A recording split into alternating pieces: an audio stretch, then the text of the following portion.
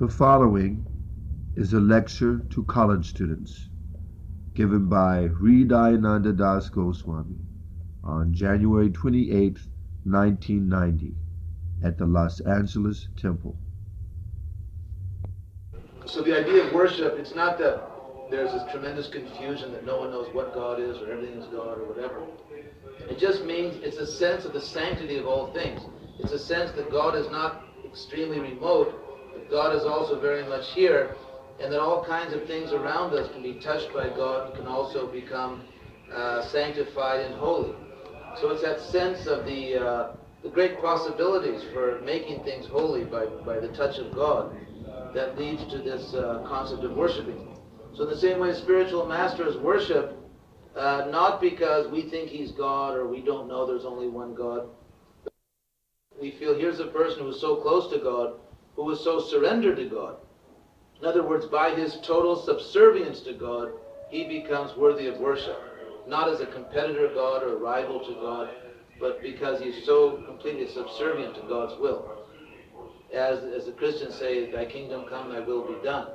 So that sense of thy will be done is really the essence, I think, of the religious life. It's an acknowledgement that it's God's will and not our own, that really is what counts, and that we should make our will conform to God's will.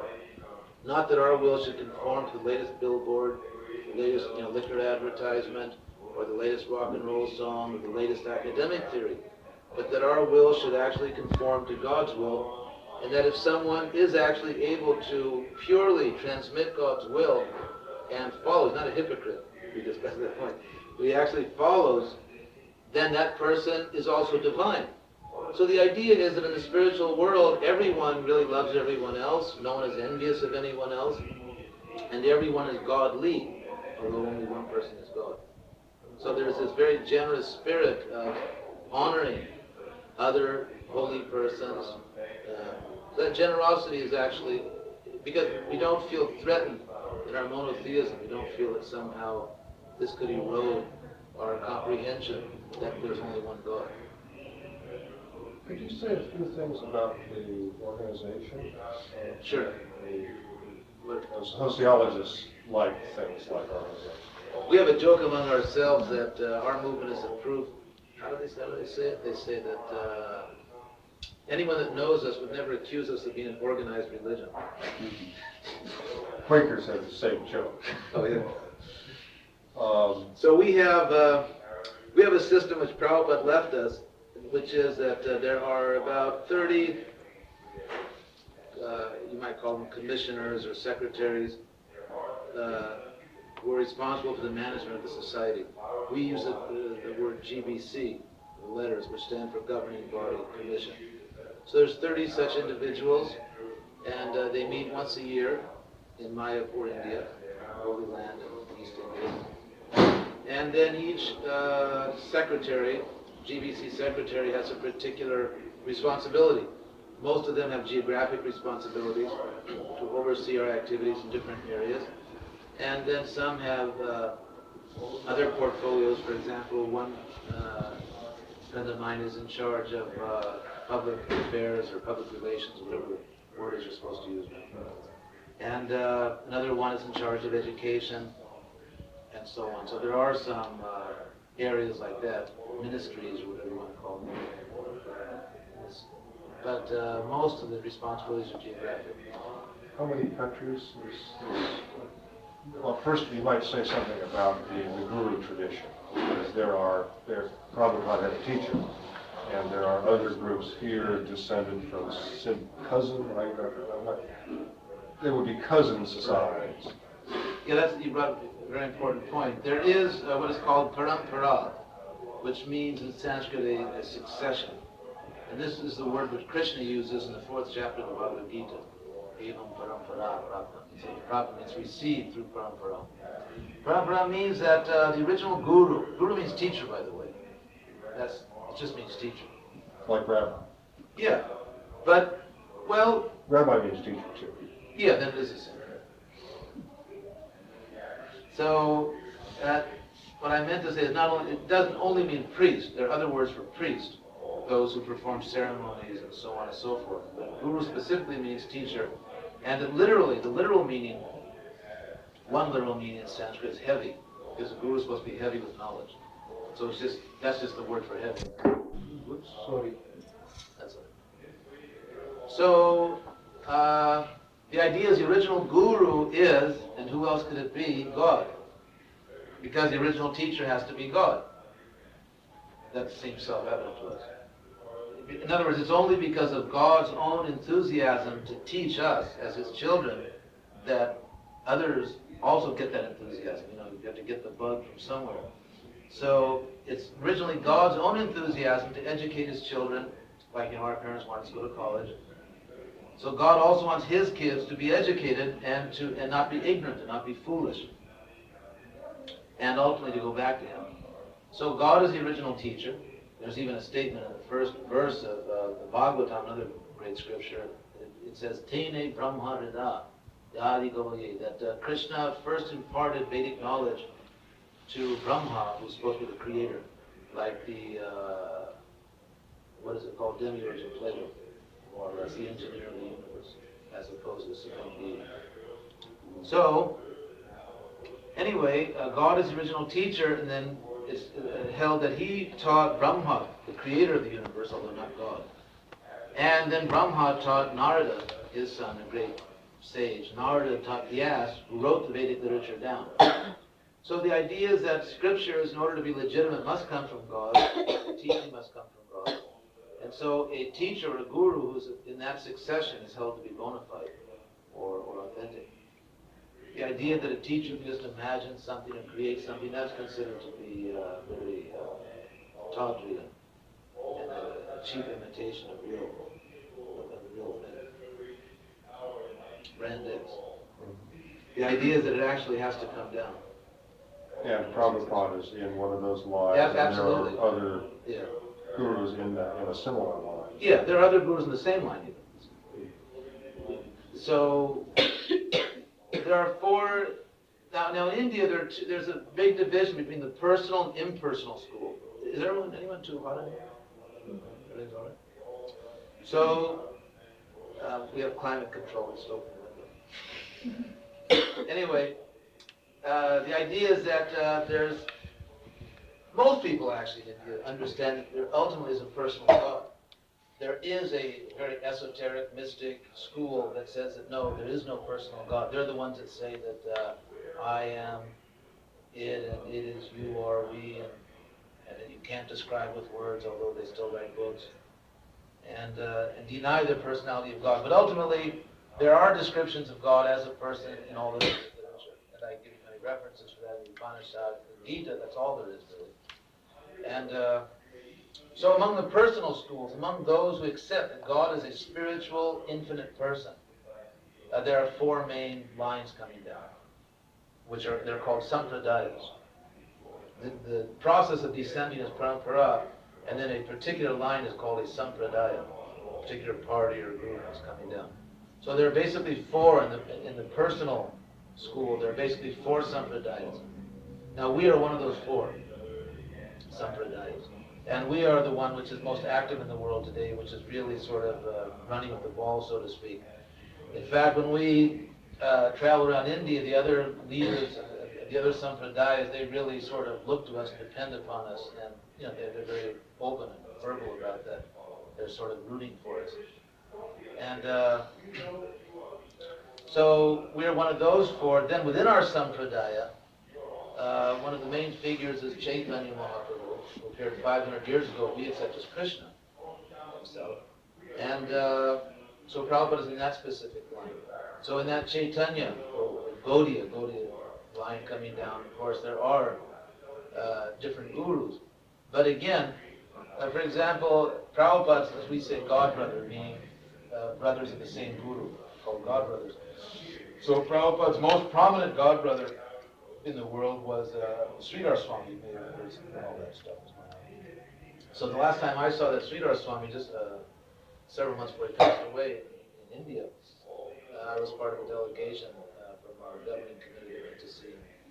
And he openly told us, he said, actually everything depends on you, everything depends on ISKCON. So please don't mess it up, because everything depends on it. So really, I think there's not very much controversy about that among authoritative people. There's not much controversy that this ISKCON is really sort of the trunk of the tree, the branches. And how many countries is this gone? In how many countries is this gone? Most of them. Most of them. It's all over what used to be the communist world. And we're in China, we're pretty much, I don't know if we're in South Yemen yet, but I know we have books in Albania. That's pretty far. And how large is the organization here? In Los Angeles? In the United States. I'd say it's, the organization is, I don't know what type of units to use. Pick any. As far as the number of people whose lives we affect on a regular basis, or who look to us as a type of clergy or whatever, I would say it's definitely hundreds of thousands. There's been, in sociological terms, a marked shift in the last several years, which many religions have experienced, and that is that because in America nowadays, unfortunately, because of what I have to call, I think, a wave of materialism, despite all the nice things that are going on, and we've also recognized that we're not doomsday prophets, but there is a wave of materialism. And because of that, religion as a vocation has declined in popularity. People like the idea in general that, religion's kind of a neat thing and God is a neat thing. But as far as actually taking it up as a vocation, like, what are you doing in life? Well, I'm a religious person, or I have a religious vocation. That's very much declined across the board. And so because of that, I'd say the average age of our members has gone up a little bit. It's still basically the same generation, running with the ball, as it was back in the late 60s and early 70s, only now we're all older. So, at the same time, Krishna consciousness, while being affected by the decline in religion as a vocation in general in the United States, there's just like a lot of people out there who chant Hare Krishna, read our books, or who sort of orient themselves and understand the universe basically through our literature and practices. That's their main tool for understanding themselves and the world. And it's their more or less, to whatever extent they have religious affiliation, this is it. So there'd be several hundred thousand in the congregations. Yes, definitely. Clergy? Clergy, Devotees. yeah. As far as because people are getting older now, there's also a lot of people who would consider themselves to be priests or clergy or preachers, whatever you want, but they don't live necessarily in a communal setting. Mm-hmm. I mean, it's natural. You just like, when you're young, sometimes you live in a dormitory or go away to school. When you get older, you got your own place. So as the age increases, that also affects people's propensities for communal lifestyle. Mm-hmm. And so I think if you extend the definition of a priest or whatever to include people that aren't, as they should all be, more or less in the communal lifestyle, then I think you could say there's probably 1,000 or 2,000 clergy in America. I wanted you to describe a bit what it's like to be a devotee. A day in the life? A day in the life. And also how one becomes a devotee and what kind of paths there are, what kind of options there are, and so on and so on. The first thing is really to bed early to rise. That I think in general to seriously practice spiritual life, it's very important to do as we do and as most people used to do, to get to bed early and get up early. Follow the sun, so to speak. And we try to get up by 4 o'clock in the morning, which frightens a lot of people. Although it's really neat because you have a whole planet to yourself. In the sense that it's very peaceful, it's very quiet. All the passionate, aggressive, greedy people are sleeping, or almost all of them. And the atmosphere is very serene. It's a very serene, sublime atmosphere. It's easy to meditate. You don't get many phone calls at that time. And not a lot of planes and helicopters overhead. And you can actually do your spiritual thing. So to get up early, you have to get to bed early. And actually, the midnight hour is not so appealing to those who are religious, really into spiritual life. They're not into the midnight hour. So we get to bed early. 10 o'clock, for example, for us, that's like our bedtime, the latest. And we get up early. We take 3 baths a day. We hold the people to keep very clean should take bath when you get up after sleeping. Get up, take a bath. And then after working half the day at noontime, you take a bath before you eat lunch. It really feels good once you get into it. You take a shower, a bath, whatever. You get yourself all clean. We mark our bodies with this sacred clay and say the names of God, like to sanctify the body, make the body as God's temple. And then and then in the evening, after you finish your day's work, take a bath in the evening before you go to bed. So we take bath. Anyway, we get up at 4, take a bath, get ourselves ready. Then at 4:30, between 4:30 and 5:30, depending on some flexibility, we have what we call Mongol Arti. Arti is a ceremony you'll see in a few minutes. And Mongol, there's different artis. There's the Mongol Arti, the Sundar Arti, this Arti, that Arti. In other words, the ceremony is different times of the day. So the first one is called Mongol, because Mongol means, not like the Mongol horse. Mongol means, in Sanskrit, auspicious, happy. The idea is that if you start your day with a bang like that, you get up real early and worship God the first thing, early in the morning, your whole day, you're way up there. The whole day you're just really happy and you sort of float over all the stuff that's going on down there. You'll feel just real good and happy and solid all day because you started your day right. So that's called Mongol Arti. After Mongol Arti, we have a few other little things, chant this and that. It's a lot of fun once you get to know what it's all about. And then we have our individual meditation with these bead bags, which generally arouse some curiosity. This is something like the Catholic Rosary. It's the same basic idea, I'm sure. A lot of traditions in India and also Western religious traditions carry beads because it's just a very easy, convenient way to count how many times you've chanted the name of God or Mary or Jesus or Krishna or whatever. Just like, let's say you're a swimmer or any kind of athlete, you do like 20 jumping jacks or 5 laps, or it's not just anything you feel like. Or in school, the teacher tells the students, like, read so many pages, or little kids, write this 10 times. Or your piano teacher tells you, do the scale in C 12 times. So anyway, the idea is that any type of serious endeavor, discipline, enterprise requires regulation, discipline. Otherwise, you just don't get things done. So also in spiritual life, it's supposed to be regulated and disciplined. That's very important. Not drudgery and slavery, just good old-fashioned discipline, like you're trying out for the Olympics.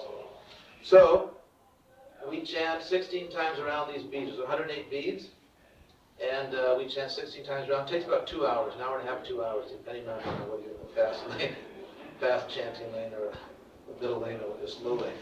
So after that, we have a ceremony where we greet the deities again downstairs.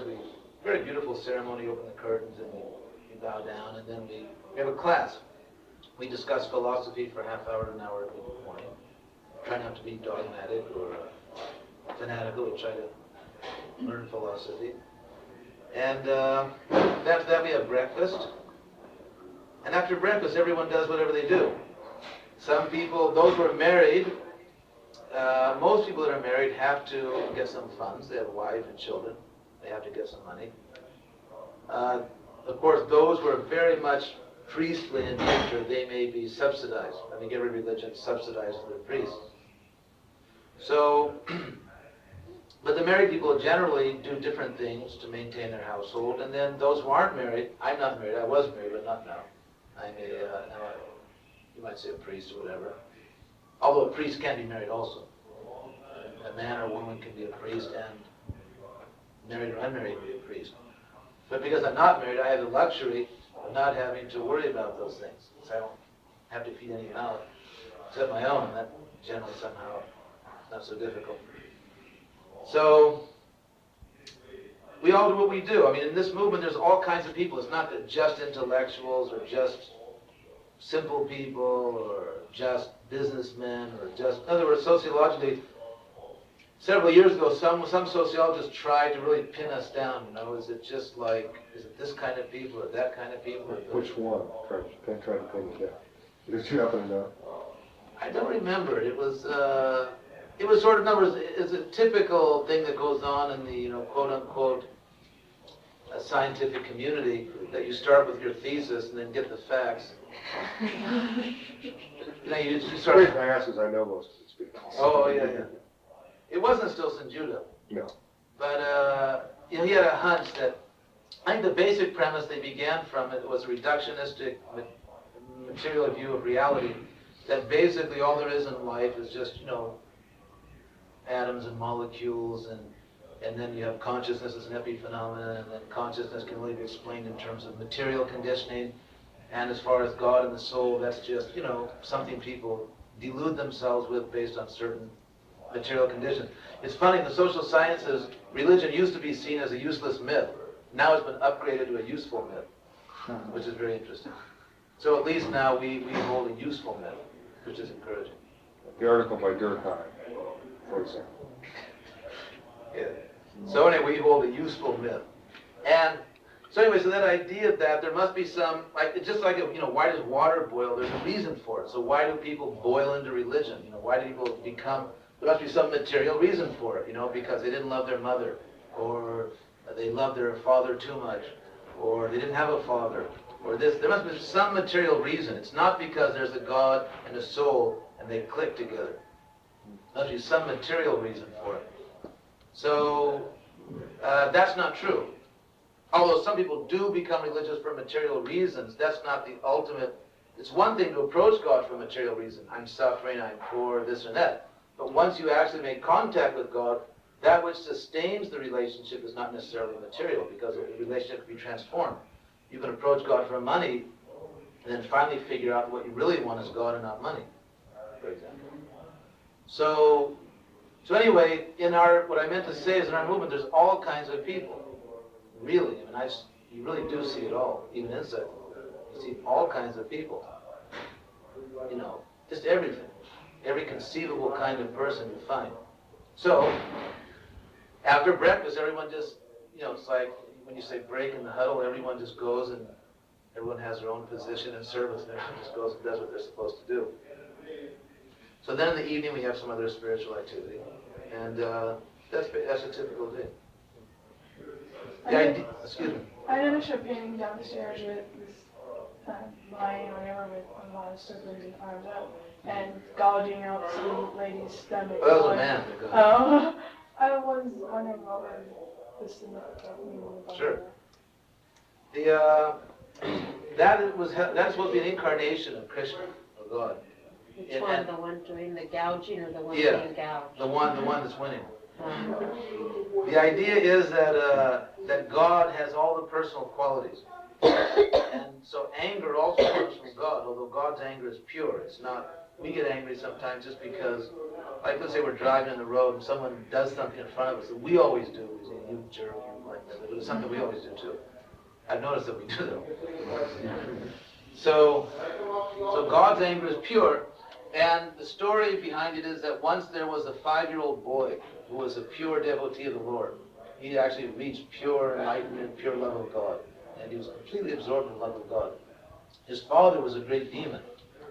He actually was a very evil person that used to massacre people. And he was just, sort of like a Vedic version of Hitler, only on a cosmic level.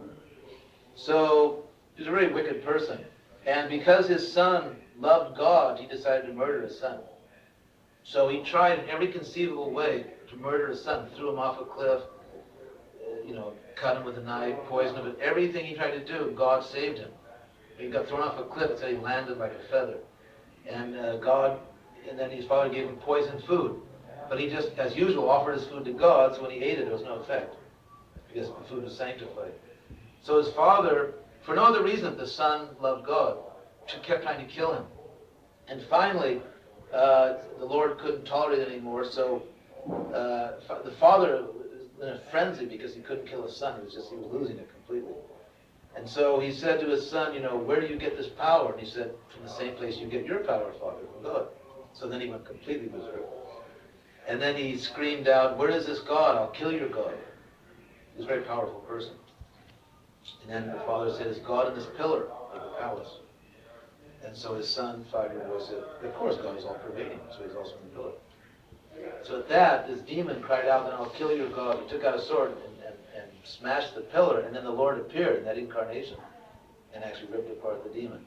It's interesting that at that point, he said, the Lord said to this little boy, Prahlad, that I'll give you whatever you want, because you love me so much, I'll give you any blessing you want.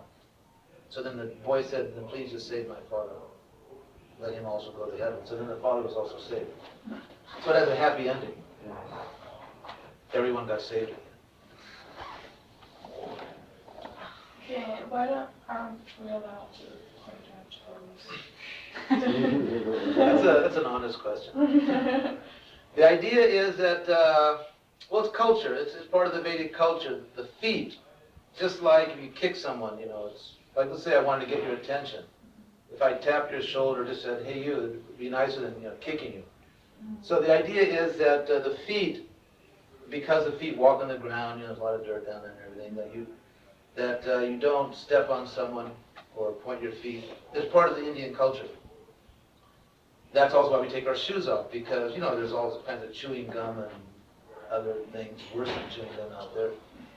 And so, because we're walking around on it, the idea is that your house or the temple, whatever, is kept very pure and clean. And also, not pointing the feet is a way of showing respect. It's actually a very beautiful culture. Alexander liked it.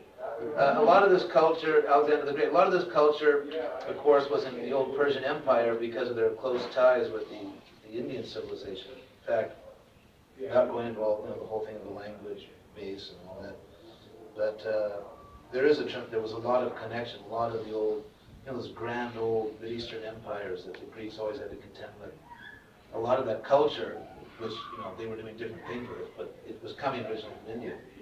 So when Alexander conquered the Persian Empire, he became fascinated, isn't it, with that Eastern luxuriance and culture and worship and everything. He thought it was neat. So he wanted to introduce it, and I think he encouraged his men to intermarry with Eastern girls. He actually wanted to achieve a type of synthesis. He died. It's interesting. Of course, we can speculate what would have happened. But so these types of things, it's actually a very great culture. It's a very beautiful thing, and that's just one of the little aspects of it. Could you say something about the position of women in the movement? Yeah, that's a timely topic of the day. Women. Okay, I'll start from the spiritual part of it. From the spiritual point of view, there's no difference. The body is a covering. So in a philosophy, in a civilization which is really based on the idea that the body is not the self, obviously, spiritually, everyone is seen as the same. Because now you're a woman, in your next life you could be a man, or maybe your last life you were. I could have been a woman, or maybe I will be. So it's just different dress. But because we are conditioned by the body, in other words, whatever type of body we have conditions us. It makes us desire in certain ways, think in certain ways. Therefore, there are different duties given according to what type of body you have. But without the stigma, without the idea that that's what you really are. So all the attitudes toward women or men are all based on trying to get people self-realized, trying to get them out of the mire of just thinking like a dog or a cat thinks, and I'm just a physical body, and that's what I am, and understand that actually I'm a spiritual being, I'm an eternal being. So it's said that women are like fire, men are like butter. When you combine butter and fire, the butter melts, despite all good intentions. So this whole issue of sexuality is very significant in how women are dealt with.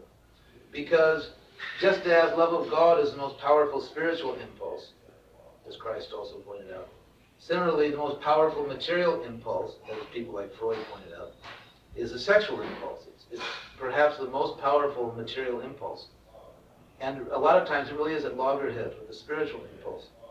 So how to deal with sex? Obviously, if you repress yourself, then you'll just, pop out in some way to become, climb up in a bell tower and shoot people or something. So you don't want to just frustrate yourself, but at the same time, you can't go hog wild. So how to deal with your own sexuality, and I would say that attitude towards women are almost like a subset of rules which really come out of a broader concern of how to deal with human sexuality so that people don't go nuts and become totally frustrated, but at the same time they transcend lust and actually become spiritual beings. So because men and women really, it's butter and fire, therefore there's separation except in marriage. Except in marriage. If someone wants to get married, they get married, they can have 30 kids if they want. But otherwise, there's separation. Women are also, there's a great concern with protecting women from exploitation, which is basically the same concern of a lot of people nowadays. But I think the Vedic system is much better. All these different ways in which people are attempting nowadays to stop exploitation, I don't think are really working. I don't think it's really changing anything. At least not the billboards I see or the dress styles I see or what seems to be happening. I don't think it's really changing. And so I think the Vedic system is much more effective. The Vedic system of stopping exploitation is based on the concept that a woman should be married. The man shouldn't be a jerk. The man should have a certain amount of culture and education. The man should see his wife as a spiritual being. And to see your wife as a spiritual being means that you have to try to help her become enlightened. And so there's a whole set of cultural rules. So basically women are seen as human beings that have to be enlightened. They have to achieve enlightenment, and everything should be done so they do achieve enlightenment. But that unless men and women, unless sexuality is dealt with successfully, you'll get a very materialistic, gross, vulgar society like we live in today, where people just basically are suing each other in different ways. So are you saying that women don't become enlightened unless they get married? No, I wouldn't say that. There are many women that were enlightened and not married. But in general, women are married because that's seen as the best way, the most efficient way on a large scale to protect them. For example, take the women's rights movement in America, which is ultimately, it's changed certain types of superficial aspects of our culture. But to a great extent, people remain very materialistic. And as long as people remain very materialistic, they basically exploit each other. So if you have a movement aimed at, let's say, women aren't able to exploit as much as men. Men are exploiting the whole planet. They're just, the men have gone hog wild, and America in general is sort of destroying the planet in their attempt to, open new markets or whatever. So now the women say, we're not exploiting as much. I mean, a man was justified on the basis that sex is natural. That was really the bottom line, sex is natural. But, natural doesn't just refer to below the belt. You have to be natural above the belt also. So if you have sex, the natural thing is to produce a child. It's not natural to have sex and not procreate. That's not natural. I mean, just the sheer shamelessness of the hypocrisy of saying I can have sex because it's natural, and I use a birth control device that came out of some chemical laboratory. The hypocrisy of it is staggering. So let's say you have sex, and then you have a child, because you're natural. Then it's also been proven, there was just a conference at Stanford in which they were saying that divorce is a fiasco, it's a disaster, it's just the worst thing that happened. The same liberal human counselors that were telling everyone before, if you need it for your self-improvement, for your personal growth, go ahead and get a divorce, hug your kid a few extra times every week. It's a big failure, because children do need a solid home. Divorce ruins children, it's not good for them, it's a traumatic experience. So it turns out that a husband and wife that stay together, that's also natural. So it turns out, lo and behold, that having sex within marriage to produce children in a religious marriage, that turns out to be natural sex. Because if you want to say nature is just below the belt, no, nature is above the belt. Your brain has to be natural, psychologically natural, socially natural, not just below the belt natural. So it turns out that the old-fashioned thing where get married. It's a religious thing. You're not just marrying like dogs, they sniff each other. You don't just sniff a man or a man sniffs a woman and get married, and then when they don't smell good, you divorce. It's not a question of that. It's a question of that I'm willing to accept this person for the rest of my life, and we'll work together at self-realization. That's marriage. That's actually human marriage, as opposed to dogs sniffing each other. So then, you get married, and you have children, and you take care of them in a stable home. That's natural sex. So, therefore, women get married. And most men get married, because otherwise, you're not going to be able to deal with sexuality naturally. The sexual revolution has unleashed perverted sex on the world, where there's no responsibility, there's no stability, there's no underlying values. The sex isn't integrated with your spiritual being. It just, it feels good, so do it. So a totally integrated, totally synthesized natural sex means, it's the old-fashioned thing. So therefore, unless you deal with sexuality in a way that's compatible with spiritual life, people will never stop exploiting each other. It's absurd. So that's basically the attitude towards women. We should probably go downstairs. Yeah, I don't want to. Anyway, thank you very much. Thank you. Enjoyed talking to all of you, and have a good time.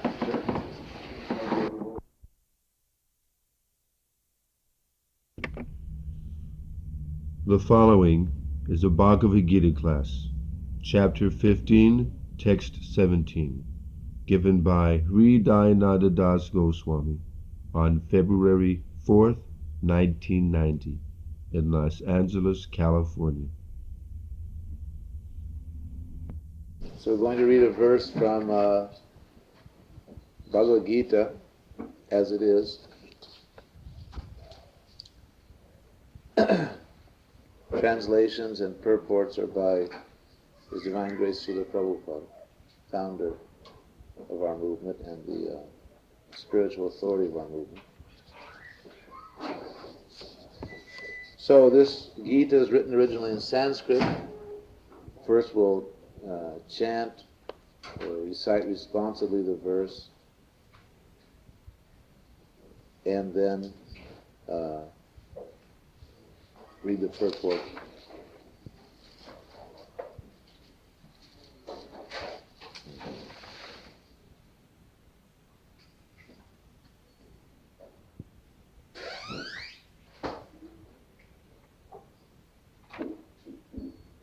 So, please repeat, Uttama, Purusha, Tu, Anya, Paramatma, Iti, Udahritaha, Jaha, Loka, Trayam, Avisha, Vibharati, Avyaya, Isharaha, Uttama Purushastanyak Paramatmeti Udharita Jo Lokatrayamavisha Vibharati Avyaya Isharaha. So the translation is as follows. Besides these two, which I'll explain what the two are.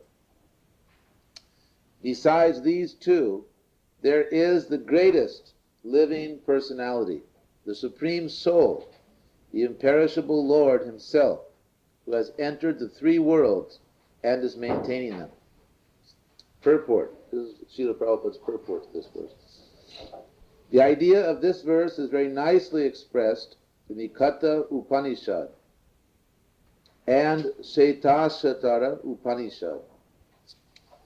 It is clearly stated there that above the innumerable living entities, some of whom are conditioned and some of whom are liberated, there is the Supreme Personality who is Paramatma.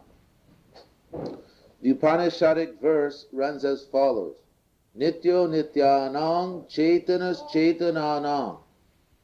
The purport is that amongst all the living entities, both conditioned and liberated, there is one supreme living personality, the Supreme Personality of Godhead, who maintains them and gives them all the facility of enjoyment according to different work. That Supreme Personality of Godhead is situated in everyone's heart as Paramatma. A wise man who can understand him is eligible to attain perfect peace, not others. Om Jnanatamidandasya Jnananjana Salakaya Chakshuru Militang Jena Tasmai Sri Gurave Namah. I was born in the darkness of ignorance, but my spiritual master opened my eyes with the torch of knowledge. Therefore I offer him my most respectful obeisances. So I've chosen this verse tonight because today we're celebrating the disappearance day of a great Acharya, or great spiritual authority named Madhvacarya. We say disappearance day, and also for the birth of a great soul, we say the appearance day, to distinguish their appearance in this world from that of ordinary persons like ourselves who are simply born and die pretty much in ignorance. We are certainly born in ignorance. No one is born enlightened. Everyone is born without knowledge. They have to be educated. And generally we pass our life concerned mostly with our body. And we may have some vague intuition that there is something beyond the body, but we never get around to it completely and never understand it fully. It remains a type of tantalizing or vague higher dimension. But anyway, the great teachers are persons who actually are in full knowledge. They are enlightened. And so their appearance and disappearance in this world is not like ours. So we say their appearance day and their disappearance day rather than saying the day they died. Because the idea is that through their teachings, which are supposed to be Sanatan Dharma, eternal principles, universal principles, they continue to live in this world. So, Madhvacharya appeared in this world in South India. He lived in a city called Udupi, which is just south of Mangalore, isn't it? No. Just north. Yeah, just a short, just a little bit north of Mangalore on the southwest coast of India, just north of Mangalore. Anyway, Madhvacharya is very famous among those who are familiar with the Vedic culture of India. He's a great Acharya, a great spiritual authority, a person who changed the course of spiritual history, religious history. And his symbol is an upraised hand with two fingers, which of course is a victory sign in our culture. And it was also for him, but it also meant that there are two fundamental entities. He held up two fingers like this. There's God and ourselves, and there's a relationship. The relationship is called yoga. That's what the word yoga means. Yoga means conjunction, or linking. So linking what? Conjunction of what? Of ourselves, souls, and the Supreme Soul God. So at the time of Madhva, there was a predominance of impersonal philosophy. Impersonal philosophy meaning that in the ultimate issue, when we are finally liberated from all illusion and we come back to our pure and eternal state, we aren't persons. There aren't any persons. What we now recognize as individual existence or personal existence is simply a hallucination, and when we are liberated, that hallucination is gone, just like a dream that you wake up from. And as far as God is concerned, there is no supreme entity over and above other entities. There's just one spiritual mass of energy. So this is the impersonal idea. It was very predominant at that time. It still has its following. And Madhvacarya defeated this idea. He defeated this idea by explaining that if we are God, if in fact it is only due to illusion that we think we are not God, or we think we are something else, then we are faced with the irreconcilable problem of how God became illusion. Because if there is nothing but God, and we ourselves are God, then there could not be illusion, because illusion would be a second thing. Not only would illusion be a second thing, but it would appear to be a better thing, or a more powerful thing, because it actually has faked out God. So how God can be faked out, how God can become ignorant so that God has to go to a yoga school and brush up again in his divinity, this really cannot be explained. There are many things that cannot be explained with impersonal philosophy. Now, of course, from our point of view, some of us may say, well, who cares? It's all beautiful, it's all neat, impersonal, personal.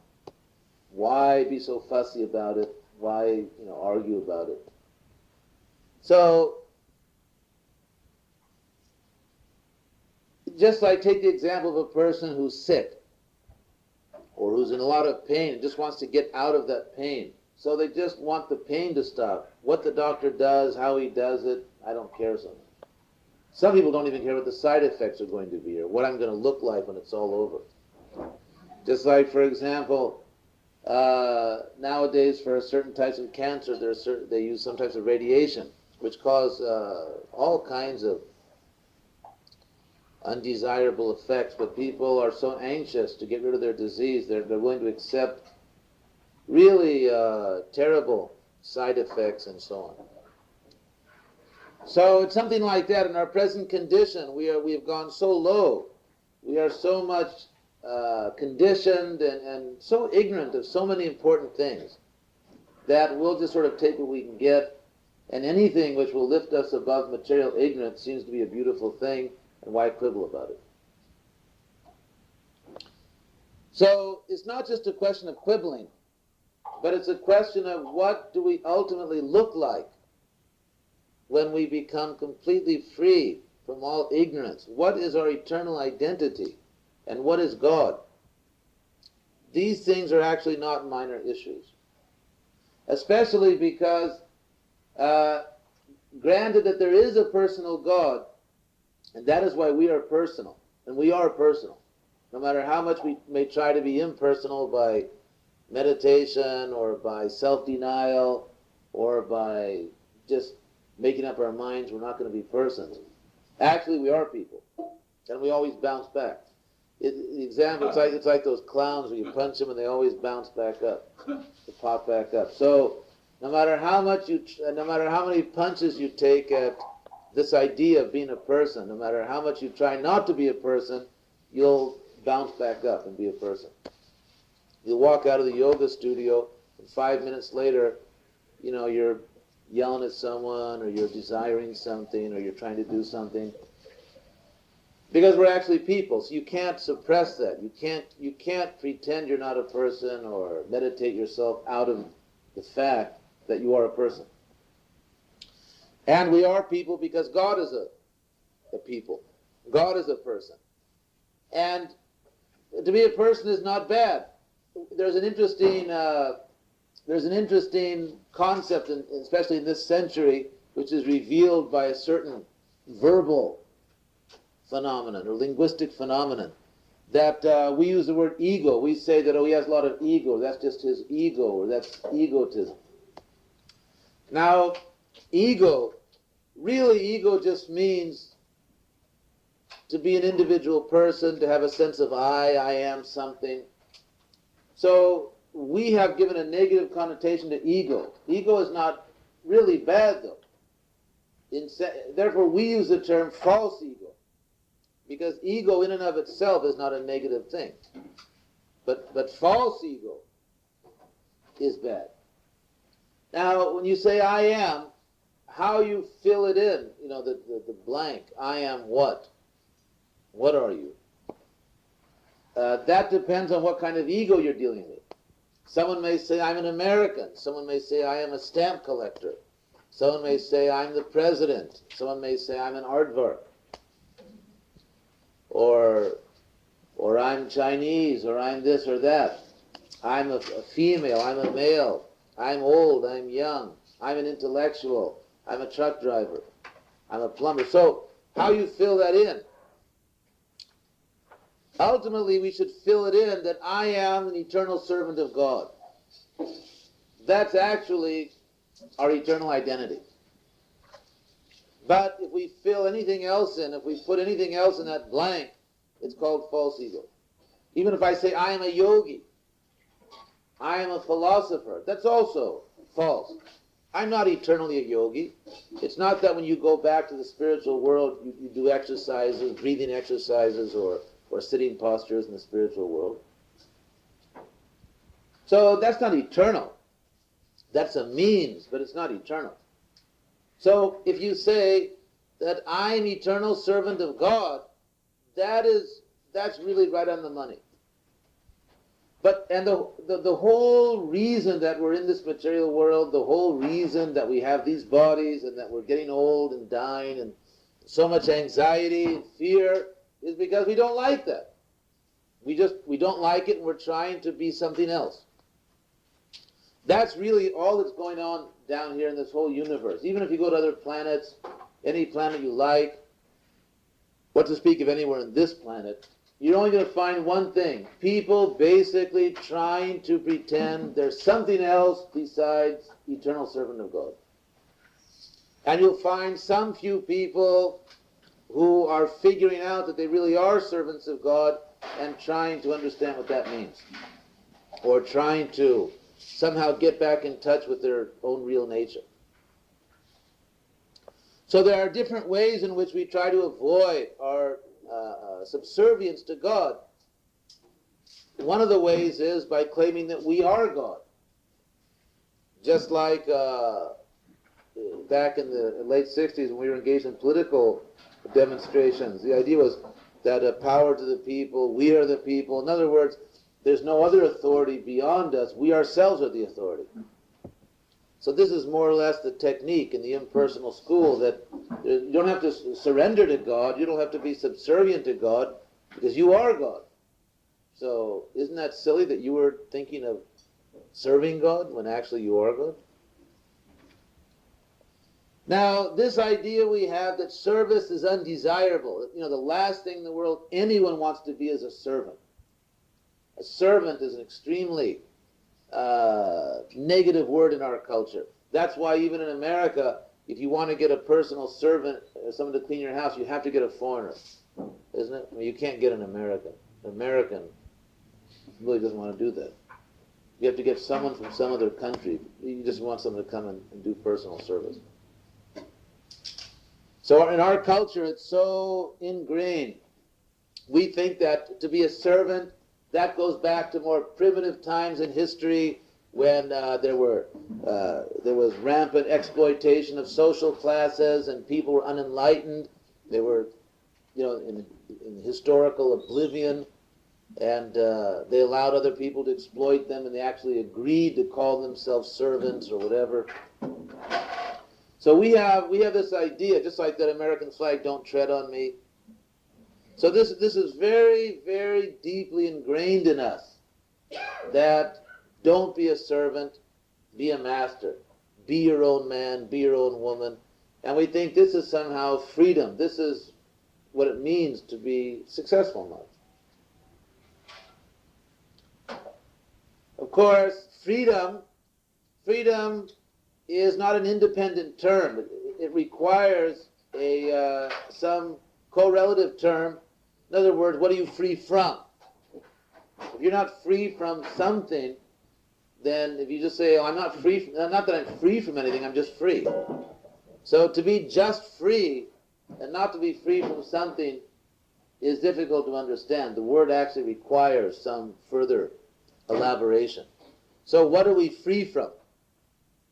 We somehow have the idea that we're free from this humiliation or free from this misery, this wretched condition of having to serve other people. And therefore, even the idea of serving God, like the Pope, for example, in the Catholic religion, if he issues a statement condemning our personal gratification, like, for example, if the Pope says that people shouldn't have extramarital sex, or they should just control the size of the family just by self-control and things like that, then immediately his popularity drops like anything. They show polls, in the newspaper that the Pope just said that people shouldn't use birth control devices, they should just control themselves, and immediately his approval rating goes way down. So the idea is that even God has no right, or someone who claims to be God's representative has no right to restrict our personal gratification, our personal enjoyment. Now, is this concept we have of ourselves realistic? We have a very lofty idea of who we are in the universe, that even God or God's representatives cannot restrict us, that each one of us really just should create his own philosophy, and we have all these ideas. So are these ideas realistic? Do these ideas really reflect our actual position in the universe? So we would say that they don't. That these ideas are actually artificially inflated and based on a misconception of what will actually satisfy the soul. That the soul will not be satisfied by predominating, but the soul is satisfied by submission, by loving submission. Anyway, this is the philosophy of devotion. How this whole attempt we have, in other words, it's not axiomatically true. It's not self-evident in philosophical language. It's not self-evident that it's better to predominate than to submit. We hold this practically, virtually axiomatically, that we don't even really discuss it because everyone's just supposed to know it. It's self-evident that it is better to predominate than not to be predominated, not to submit. That there's more nobility, dignity, happiness, meaningfulness in controlling, predominating, rather than being predominated. But this actually is not axiomatically true. It's not axiomatically true. If there is a supreme person, or God, or supreme being, or any name you use, if there is a supreme person who is infinitely attractive and infinitely good, then it is understandable that submission to that supremely benevolent, supremely beautiful, supremely pleasurable entity would actually be a source of far greater pleasure than simply trying to predominate this universe. As science is doing, for example, now. I mean, that's the whole thrust of modern science. This whole system of empirical knowledge is based on the underlying assumption, which is not a good one, that the way you get knowledge is by controlling, by predominating. That you get knowledge by predominating. Therefore, in the controlled experiment which characterizes modern science, the scientist is over and above the experiment. He's watching it, he's controlling it, he's establishing certain conditions, and he maintains a certain type of objectivity by his control. And therefore he extracts certain answers from nature. The universe is seen as a passive entity. It's just there, it's there to go and just go get it. And the more industrious you are, the more experiments you conduct, the more power you get over nature. And the more power you have over nature, the more knowledge you get, the more knowledge you get, the more power you get. So this is the model. This is the model, and we are very much affected by that model. I mean, that's, of course, obviously in terms of the environment and all those issues, I think the relationship is very obvious. This misconception that human beings are meant to dominate the universe, they're meant to dominate the earth, that real knowledge, objective knowledge, is only acquired by domination through the controlled experiment, and that in terms of religion is concerned, religion We should also dominate the religious field. We should create our own philosophy. We should establish our own rules. We should not ultimately submit to God, even if it requires too much self-discipline, because ultimately even God should not interfere with our attempt to enjoy this world. So this is the whole ethos, or this is the whole spirit, the whole mood of the century, to dominate the earth, to dominate everything, to leave our imprint on everything, whether it's religion or science or education or whatever it may be, the human being as a center of reality. So I think this is a somewhat monstrous misconception. It's actually a little demonic when you really think about it. And Krishna says in the Bhagavad Gita that this is a mentality of the godless person. Not that anyone, I'm sure not that anyone here or there, anywhere, is like the, absolutely bad.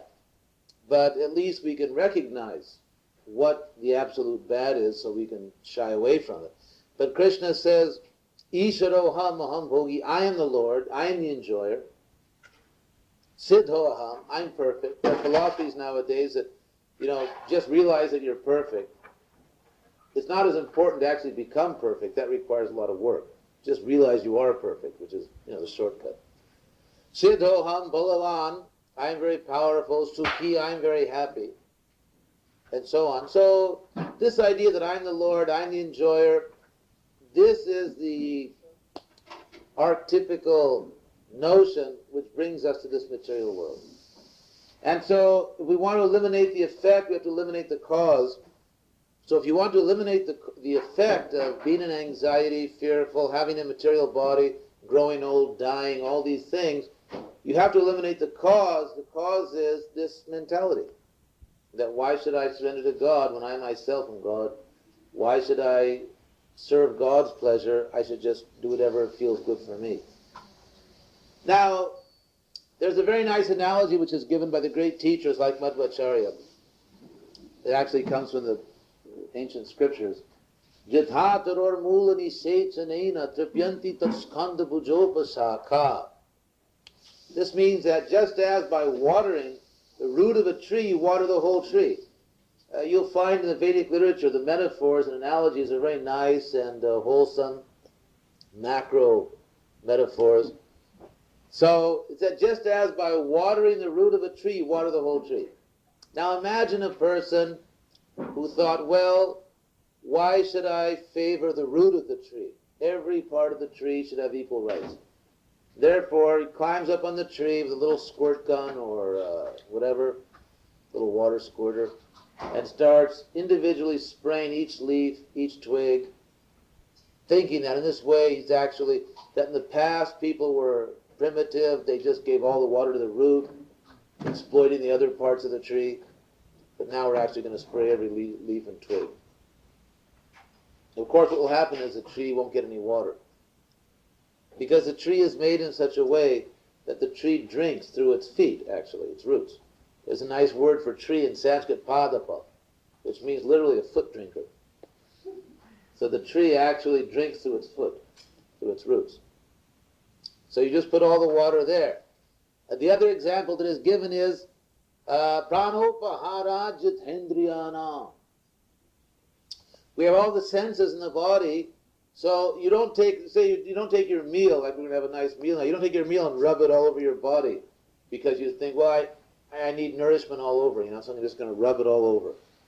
Rub all the food. No, you put all the food in your stomach, and the food goes to your whole body. There's a distribution system, that's the point. So in the same way, if we want happiness and we want to help other people, help ourselves, the distribution system is that you give your service to God. You try to understand what God wants.